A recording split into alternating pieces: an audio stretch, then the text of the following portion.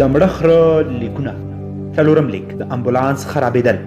ګران سرې مچۍ، کله چې زموږ امبولانس په ویرونکي غږ بریک ونیوه، نږدې وه چې زموږ د یو هېوادوال نوم هم په انتخاباتو کې د ګډون له لیست څخه او په تذکره کې پاک کړي. یو زخمي کس چې په ځمکه اوږد غځېدلی و، له څلورو خواو پرې هغه کسان راټول وو چې پیسې یې نه درلودې. دوی غوښتل چې یوه شېبه پرې ښه تېره شي. له دوی نه یې وویل ته نیکمرغه سړی دی، باید د خدای شکر ادا کړي که امبولانس له پاسه پرې ختلی وای، دې ته وایي نیکمرغي. دا خبره بې کرامته نه ده چې وای ناروغ چې ښه کېږي ډاکټر یې په سر ولاړ وي. دا انډیوال چې کوم موټر وهلی همدا یې جګوي او تر روغتونه یې رسوي. که کوم بل موټر وهلی وای بیا به یې څه کول؟ هغه وخت به ټوله ورځ د سړک په غاړه پروت و، امبولانس به ورته نه پیدا کېده. امبولانس مې نه دی غوښتی، د ښاروالۍ تنظیف د کثافاتو په موټر هم راځي یم. هی ښاغلیه، ته هم عجیبه غوښتنه لرې. د کثافاتو موټر چېرته دی؟ په هفتو هفتو زموږ سیمې د سر نه راښکاره کوي. هی هی وروره، په دې ټول استانبول کې دومره شخصي موټر، ټرکونه او بسونه دي او له هغو 15 امبولانسونو څخه یو راځي او ما وهي، دې ته نو نیکمرغي وایي. ښاروالۍ امبولانسونه لري خو ټول هر وخت خراب وي، کار نه کوي. له خولې دې قربان شم، دا چې په دومره موټرو، ټرکونو او بسونو کې امبولانس سړی وهي دا نو خبره ده. د سړي چې لاټري راوتې وي دومره به نیکمرغه نه وي. سمه ده، سړی چې ډېر نیکمرغه وي بیا یې امبولانس وهي. له مرګه وروسته څه فرق کوي که ټرک وهلی، که امبولانس او یا د کثافاتو موټر؟ که مړ شي فرق نه کوي، خو که لاندې دې کړي او مړ نه شي ډېر فرق کوي. دا انډیوال تر اوسه نه دی مړ. دا انډیوال چې امبولانس وواهه پورته هوا ته 10 متره جګ شو، هغې خوا ته په ځمکه راولوېد، وینه یې په ځمکه تویه شوې وه او د قیر سړک درزونه له وینو ډک وه. د خلکو له منځه یو وویل ماشاءالله دې اشنا څومره وینه درلوده. یوه بل وویل له وینې معلومیږي چې قوي سړی دی. له هغوی یو چې وړاندې ولاړ و وویل نه بابا، کوم ځای یې قوي و؟ زه یې پېژنم. قوي نه وای، دومره وینه له کومه شوه؟ ګوره وینه یې داسې له بدنه راوته ته به وایې چې غویه دې حلال کړی. د دې سړي دنده د وینې په بانک باندې وینه پلورل وه. هر ځای چې به وجبهي راډیو غوږ ته نیولې وه او هر کله به چې په راډیو کې اعلان وشو د یو ناروغ لپاره عاجلې وینې ته اړتیا لرو، که د وینې ګروپ به یې د هغه د وینې له ګروپ سره سر وخوړ ډېر ژر به یې ځان روغتون ته رساوه. د وینې په خرڅېدو یې د کور لګښت برابراوه. دې سړي چې په اوبه هم وڅښلې وینه ترې جوړېده. یوه ورځ یو ټرک لاندې کړم، کله چې پر ما ولګېد زه بېخوهه شوی وم. که رښتیا را باندې وایي مخکې له دې چې ټرک پر ما ولګېږي بېخوهه شوی وم. لنډه دا چې هغه 10 ټنه ټرک لاندې کړم خو یو څاڅکی وینه هم راڅخه لاړه نه. په بله ورځ یې د سړک له منځه اوچه کړی او روغتون ته یې بیولی وم. ډاکټر چې معاینه کړی وم ویلی و چې باید ژر تر ژره عملیات شي. مور مې په ژړا شوې وه، ویلی و زوی بیچاره مې اوس چې غواړي عملیات یې کړی، زوی بیچاره مې اپنډکس هم لري، هغه هم عملیات کړی، ثواب لري. ډاکټر زه په تخت سملولی یم، په جراحۍ یې پیل کړی و. هر څومره چې ډاکټر پرې کولم یو څاڅکی وینه هم راڅخه نه تله. حتما وینه دې وچه شوې وه. نه وروره، داسې وینه هم وي چې وچېږي. که د یو انسان په رګونو کې وینه ختمه شي په یوه ګیلاس بیرته ډکېږي. حتما وینه دې خرابه ده. نور څه؟ بابا داسې وینه نشته چې خرابه وي. دروغ مه وایه، داسې انسان شته چې بې وینې ژوندی پاتې شي. ډاکټران هم حیران وو. هغه ډاکټر چې زه عملیات کړی وم ویلی و څومره ښه چې وینه نه لري. که وینه مې درلودی ټایر چې لاندې کړی وی وینه مې تویېده او مړه کېدم. زما په بدن کې وینه نشته چې تویه شي. باور پرې مه کوئ، دروغ وایي. داسې انسان هم شته چې وینه ونه لري؟ البته چې شته دی. د ټولو وینه سره ده خو زما سپینه لکه د ژیړې هندواڼې. د ځینو هندوانو ژیړې اوبه راوځي. داسې یو شی امکان نه لري. که الوبالو ته لمر ونه رسېږي سره کېږي؟ نه نه سره کېږي. زما وینه هم همداسې ده. زه چې نړۍ ته راغلی یم ټول وخت مې په ځمکتلو کې تېر کړی دی، هېڅ لمر مې نه دی لیدلی، په همدې خاطر مې وینه نه ده سره شوې. په دې حالت کې بیا فرق کوي. نو لومړی به دې داسې ویلي و. زخمي کس یې له ما سره په امبولانس کې واچوه. په یو موټر کې 3 نفره شو، یو زخمي، یو زه چې مړ وم، ډریور او کلینر. موټر بیا کینه شروع کړه او له ځایه نه خورېده. دا څه ډول موټر دی نو؟ کله چې حرکت وکړي څوک یې مخه نشي نیولی او کله چې ودرېږي نو څوک یې خورولی نشي. یوه وویل هلته نږدې ورکشاپ دی، باید تر هغه ځایه ټیله کړو. هدف یې د موټر ټیل وهل ول او جوړېدل نه و. غوښتل چې خپل ساعت پرې تېر کړي. یوه وویل پوهېږه چې 40 نفره د چرګې یوه هګۍ څنګه جګوي؟ یوه هګۍ په 40 نفر واچتول دا څه ډول خبرې دي؟ ښاغلي لښکرکوټ سرتېرو ته ویلي وو دا هګۍ له ځمکې اوچته کړئ. وروسته ټول سرتیري دې کار ته ټول شوي وو. یوه د کار د اسانۍ لپاره کمپله راوړې وه، کمپله یې تر هګۍ لاندې غوړولې وه. وروسته د 40 سرتیرو د کمپلې یوه څنډه نیولې وه او هګۍ یې اوچته کړې وه. دا نو څه معنا؟ دا معنا چې امبولانس به هم همداسې ټیله کړو. د دې پر ځای چې ټولو ته امر وکړي ته یې لږ ټیله کړه.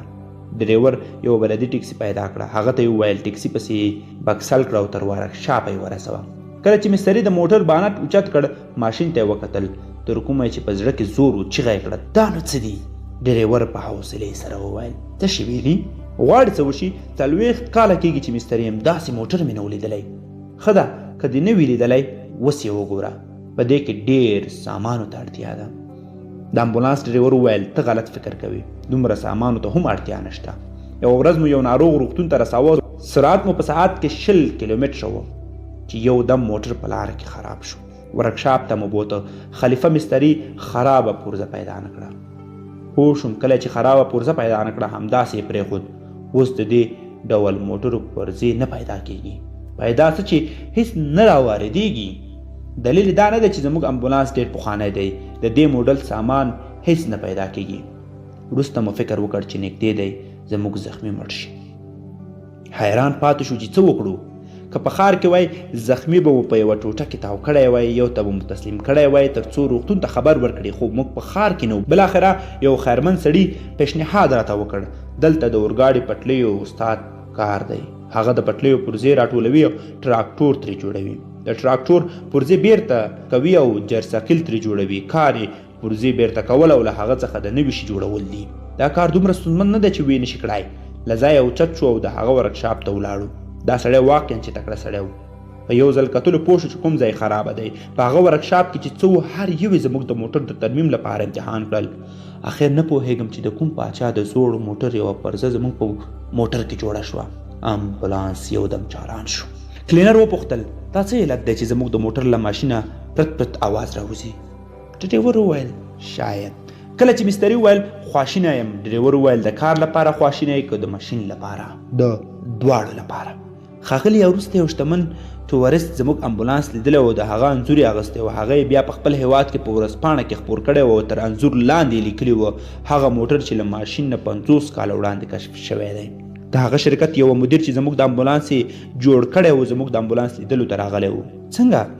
ځکه چې د دې ماډل امبولانس پخواني نمونې پسې ګرځېدل تر څو په موزیم کې یې کېږدي.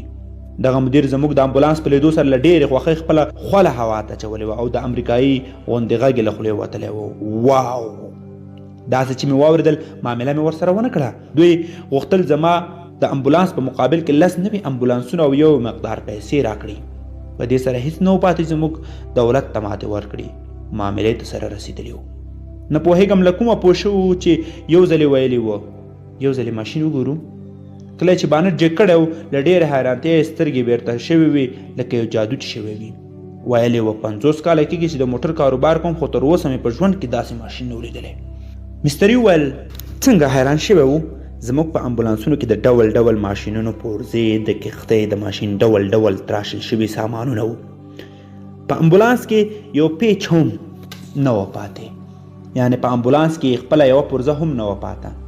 زموږ لاس ته چې څه راغلي وو په ماشین کې مو ایښي وو. دې انډیوال په ډېرې ځیرکۍ ماشین وکوت. یعنې په امبولانس کې خپله یوه پرزه هم نه و پاتې. زموږ لاس ته چې څه راغلي وو په ماشین کې مو ایښي وو. دې انډیوال په ډېرې ځیرکۍ ماشین وکوت. یو تناب یې پیدا کړ او ویې پوښتل دا څه دي؟ ومې ویل دلته یو سیم مات شوی و، په دې مې تړلی و. یو ربړ پیدا کړ، راکش کړ او ویې ویل ښه دا څه دي؟ ومې ویل دا تسمایش لیدلی و او د تسمې پر ځای مې دا ورته بند کړی و. موږ د ژباړن په مرسته خبرې ورسره کولې. ویې ویل دلته 2 کمربنده و، هغه شته؟ ومې ویل زموږ کمربند شلیدلی و، هغه مې ناروغ ته بند کړی دی. د انډیوال موټر وښوراوه، میخونه او د لرګیو ټوټې توی شوې. لاس مې ونیوه، ورته ومې ویل څه کار کوئ؟ مهمه نه چې له دې موټر سره لکه د پولیسو په مرکز کې چې د نورو هېوادوالو له موټرو سره کېږي وشي؟ ویې ویل دا میخونه د څه شي دي؟ په موټر کې میخونه وړې راوړئ. دغو میخونو هر یو د موټر په یوه خرابه برخه کې په کار وړل شوي دي. کله چې موټر په پیچومي پورته کېږي کلینر مې دا هر یو میخ راټولوي.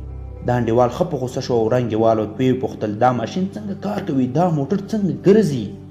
نور مې حوصله ختمه شوه. نور زما د خبرو وار و. د دې سړي لاس مې ونیو او له ځانه سره مې په سیټ کې کېناوه. ما خبرې وکړې او ژباړن د هغه په ژبه ژباړلې. ته فکر کوې چې دا موټر ستاسو د فابریکې له جوړو شویو موټرو سره یو ډول دی؟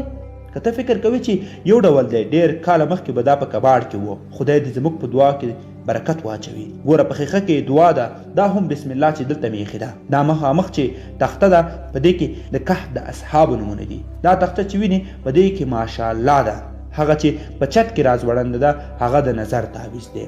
موټر له بده نظره ساتي. دا د ماشوم څپلۍ نال او دا هم یوه دانه اوږه. دا ټول موټر ته نیکمرغي راوړي او موټر له ټکر او بلاو څخه ساتي. ښاغلیه لږ په خوښ راشه. دا موټر په تیلو کار نه کوي، د خدای په توکل او د پیر او شیخ په دعاو کار کوي. تیل، موبلایل او اوبه دا هسې خبرې دي. موږ د دې لپاره په موټر کې اوبه، تیل او موبلایل اچوو ځکه چې تاسو جوړ کړی، او دې لپاره اچوو چې اصول او قوانین تر پښو لاندې نه کړو. د دې ټولو خبرو وروسته انډیوال د امبولانس له رانیولو نه په شا شو. که دا موټر یې اخیستی وای دا جسد زما په لاس کې پاتې کېده، ځکه بل امبولانس مې نشو چلولی. ګرانې سرې مچۍ، لیک مې ډېر اوږد شو او زه هم ډېر ستړی شوم. په راتلونکي لیک کې به درته روښانه کړم چې امبولانس څنګه ترمیم شو او څنګه یې زه او هغه زخمي ولېږدولو. که چا زما پوښتنه کوله او زما د مرګ خبرې واورېد او خفه شول، نو ورته ووایه چې زموږ زړه هم په تاسې پسې خفه دی. په ډېره مینه او ملګرتیا، مړ خر. نور بیا